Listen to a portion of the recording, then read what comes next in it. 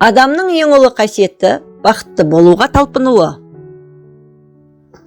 Қайғыны жалғыз көтеруге болады, бірақ бақытқа екеу керек.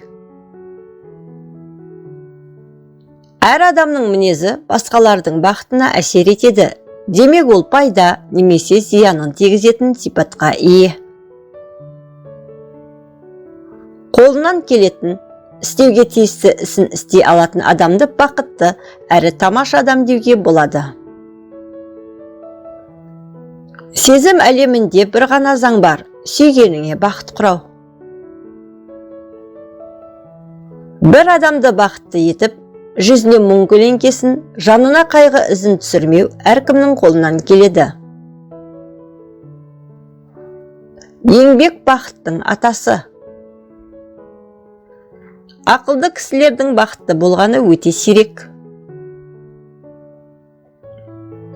Махаббат деген қасиетті күш. Дүниеде махаббат болмаса, адам баласы қуаныш пен қайғының, бақыт пен бақытсыздықтың не екенін білмей өтер еді.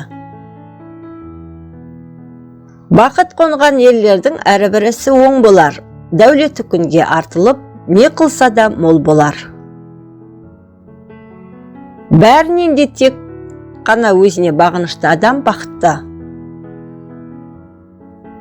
Біз бақытты болмай, ол сөзді қолдануға құқылы емеспіз. Дана халқымыз қателіктерімізді түсінеді, оларды кешіре де біледі. Халық кешірмейтін бірақ нәрсе бар. Ол елдің қолына зарықтырып барып қонған бақыт құсынан, тәуелсіздіктен айырылып қалуды кешірмейді. Егер біз тәуелсіздіктен айырылсақ, бізге кешірім жоқ. Біздер бақыт өзі келеді деп күтпей, керісінше оған өзіміз қол жеткізуіміз керек. Қуаныш пен бақыттың жанымызға терең бойлағаны соншалық, оған үнемі ынтығамызда тұрамыз. Бақытты адамдардың ұстамдылығы баянды сәттілік сыйлаған сабырдан тарайды. Бақыттың емін табатын дәрі-дәрмек жоқ.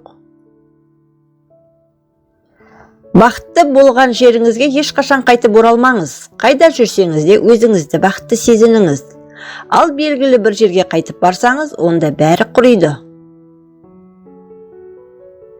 Қанағаты бар адамға бақыт бұйырған.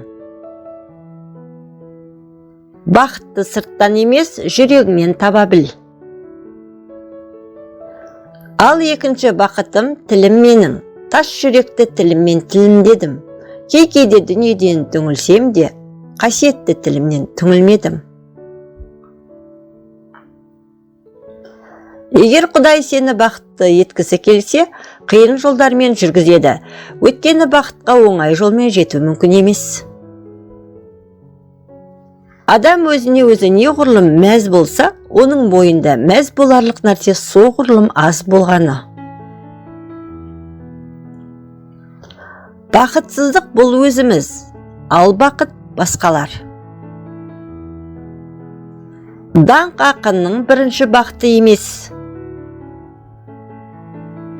Ақынның бірінші бақыты шығармашылық процесс, ал қалған тірлігі қараңғы туннель. Рухани жағынан сұлу адамдар, бұлар ең алдымен бақытты адамдар. Егер бақытты өмір сүргіңіз келсе, адамдар мен нәрселерге емес, мақсатқа тәуелді болыңыз. Ел болып бірігуден асқан бақыт жоқ. Ұстаздық ету, уақыт ұту емес, өзгенің бақытын аялау, өзіңнің уақытыңды аямау. Бірақ бұған өкінбеу керек. Жер үстінде адам тәрбиелеуден асқан абыройлы іс, ардақты жұмыс жоқ. Ұстаздық ұлы нәрсе. Бақыт тек қана бізді сүйетін және үнемі күтетін жерде ғана. Адамдардың үш тобы бар. Бірінші топ жаратушысын іздеді және тапты. Бұлар ақылды әрі бақытты адамдар. Екінші топ жаратушысын іздеп жүр, бірақ тапқан жоқ. Бұлар ақылды, бірақ әлі бақытсыз адамдар. Ал үшінші топ жаратушыны іздеп жүрген жоқ, тапқанда жоқ. Бұлар бақытсыз әрі ақымақ адамдар. Бақыт емдейтін дертті бірде-бір дәрі емдей алмайды. Арада махаббат оты бар неке ғана бақытқа кенелтеді. Сүйу һәм сүйікті болу қандай орасан бақыт. Құстың ұшу үшін жаралғаны сияқты, адам да бақыт үшін жаралған.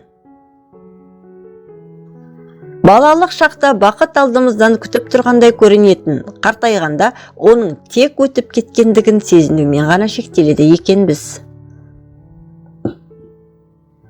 Өздерін бақытсыз адам деп есептейтіндер, бақытқа жетуге сәл-ақ қалғанда шыдамай кетіп қалған адамдар.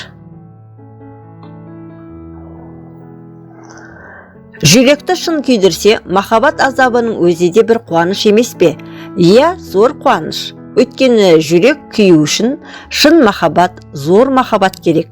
Ал ондай махаббат жаныңа қанша азап салса да қуаныш, бақыт.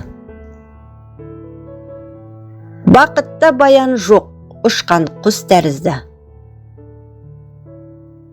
Бақыт көктемгі бұлт сияқты, көрінген түстей ұшқан құстай өтеді де шығады. Бақыттың жолын білім ашар. Бақыт дегеніміз зор денсаулық пен нашар ес. Адамға махаббат қонған кезде жүрегі жерде жоқ элементпен толғады. Оның себебін білесің бе? Бұл бақыттың құпия сыры неде деп ойлайсың? Ол тек жалғыздығымыздың бітуімен байланысты.